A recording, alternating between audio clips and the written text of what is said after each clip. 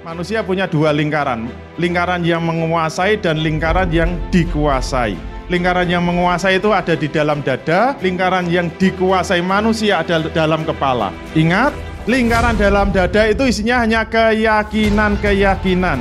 Isinya apa? Kepasrahan-kepasrahan. Dada itu nggak bisa mikir, yang bisa mikir itu kepala. Lingkaran yang dikuasai manusia itu adalah lingkaran yang menggunakan logika. Kepala itu bisanya menggunakan logika dan yang difahami itu al-hal, bukan asbab. Kalau orang keserang corona bisa mati, nah itu namanya lingkaran yang difahami manusia. Kalau orang ditusuk pisau kena jantungnya mati, itu lingkaran yang dikuasai manusia. Kalau orang kecelakaan mati, itu lingkaran yang dikuasai manusia, itu namanya al-hal. Kalau orang itu berhati-hati dalam nyopir selamat sampai di rumah, itu lingkaran yang dikuasai manusia, itu namanya al-hal. Sedangkan yang menguasai manusia itu di dalam dada, itu lingkaran apa? Honeks, bondo nekat. Isinya apa? Keyakinan-keyakinan. Yakin semua berasal dari Allah, yakin itu kodoknya Allah, dan ini tidak dihisap oleh Allah Subhanahu wa Ta'ala.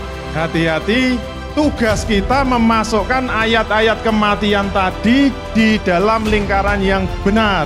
Kalau sampai masuknya di lingkaran salah, lumpuh itu. Ayat-ayat kematian masuknya di mana?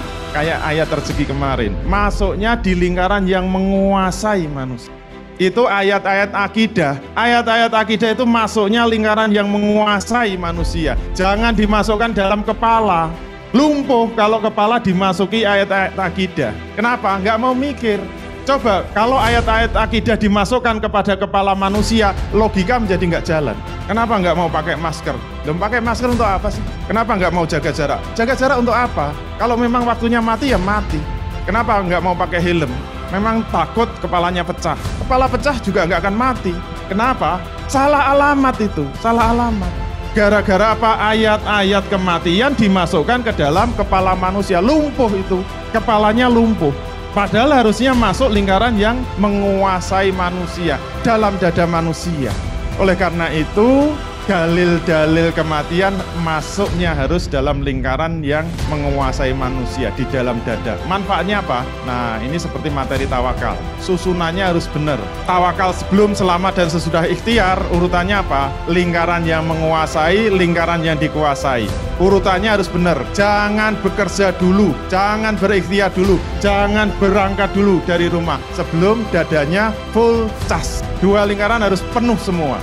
Lingkaran yang menguasai manusia yang ada di dalam dada harus diisi dengan keyakinan-keyakinan bahwa kematian itu berasal dari Allah. Pengaruhnya sangat besar. Sebelum melangkah dia yakin, dadanya udah full cas. Mau melangkah yakin, jangan takut mati. Kenapa? Kematian itu di tangan Allah. Yakin, yang melindungi juga Allah. Ini memunculkan semangat yang tinggi di dalam berjuang. Gak takut. Nah, keyakinan-keyakinan ini menjadi penyangga, nancep di dalam kepala kita.